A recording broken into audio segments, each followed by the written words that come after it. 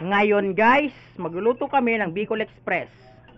Yan, una, nilagyan na yung bawang at sibuyas. So yan, pero ngayon, yan na, pinapalambot na ang baboy.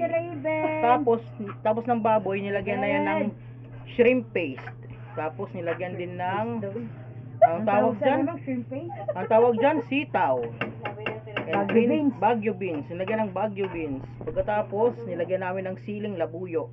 Tingnan nyo naman, ang mga sili namin guys, ang lalaki. Naman nila buyo, Ang lalaki ng sili guys.